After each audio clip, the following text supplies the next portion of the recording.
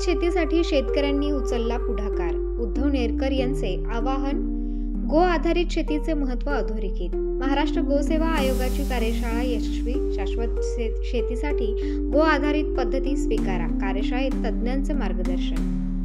नाशिकमध्ये महाराष्ट्र गोसेवा आयोग व पशुसंवर्धन विभागाच्या संयुक्त विद्यमाने गो आधारित शेतीवर कार्यशाळा संपन्न झाली. या कार्यशाळेत आयोगाचे सदस्य उद्धव नेरकर यांनी शेतकऱ्यांना गो आधारित शेती पद्धती स्वीकारण्याचे आवाहन केले.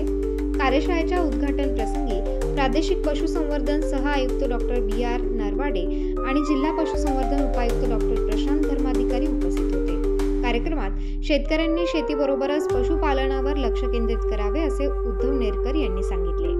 पशुधन आरोग्य व हिवाळ्यातील काळजी घेण्याच्या उपाययोजना डॉक्टर सुनील धांडे यांनी सविस्तर मांडल्या. गो आधारित सेंद्रिय शेतीचे यशस्वी प्रयोग करणाऱ्या शेतकऱ्यांचे अनुभव कथन देखील झाले. कार्यक्रमाचे सूत्रसंचालन डॉक्टर योगेश मेहरे यांनी केले तर आभार प्रदर्शन डॉक्टर शर्मिष्ठा ठाकरे यांनी केले. या कार्यशाळेत विविध गोशाळांचे प्रतिनिधी, सेंद्रिय शेती करणारे शेतकरी आणि पशुवैद्यकीय अधिकारी मोठ्या संख्येने उपस्थित होते. गो आधारित शेती शाश्वत भविष्याची किल्ली असा संदेश कार्यशाळेतून देण्यात आला. स्वातंत्र्य न्यूज, न्यायासाठी लढणारी स्वातंत्र्य